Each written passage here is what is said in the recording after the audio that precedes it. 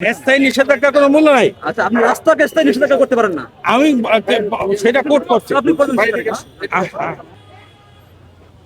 আমি এটা আসলে জায়গা তো আমি যাই না, মেইন রোডে রাখি না, কারখানায় নিয়ে যাচ্ছি এখন। এনাকে 10,000 টাকা জরিমানা।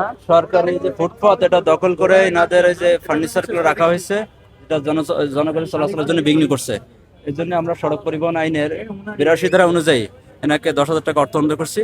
যদি উনি ব্যর্থ হয় অনাদায়ে ওনাকে 10 দিনের কারাদণ্ড।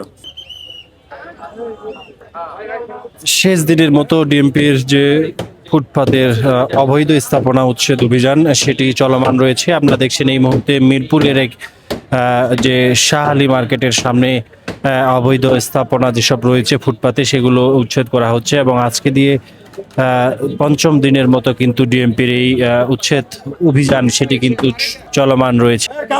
কালকে সাইন করে গেছিলেন লোক আসে আমার, এটা কিভাবে রাখবেন তারপরে কেন আপনারা সাইন করছেন বলা আছে, তারপরে পানিশমেন্ট দেওয়া উচিত আপনাদের, বুঝছেন? আমি নিজে আসছি, আমার সব যোগ বলে গেছি সাইন করতে 5,000 টাকা জরিমানা করেছেন। এই ফুটপাতকে দখল করে এদের স্থাপনায় রাখার জন্য 5,000 টাকা জরিমানা। মালিক না পাওয়ায় মুহূর্তে মালামালগুলো ফুটপাতে রাখা হয়েছিল সেগুলো জব্দ করা হচ্ছে এবং যে ডিএমপির যে অভিযান পরিচালনা করছে যেই মিরপুর এলাকায় সেই টিম তারা কিন্তু জব্দ করেছে। ওনাকে থানার অফিসারে বলা লাগবে, হাতে লোক পাওয়া লাগবে। আচ্ছা, গণবিজ্ঞপ্তি দেওয়ার পরে সরে নিছেন, দেখ আপনার ভালো লাগছে যে আইনের প্রতি আপনি শ্রদ্ধাশীল। এই শ্রদ্ধাটা যেন কন্টিনিউ থাকে। যেমন আমি নেক্সট টাইম কিন্তু আপনারা সেই এইভাবে করবো না, তখন আপনার ভিডিও করবে, তারপর আপনার ছবি তুলে অনেক মামলা হবে।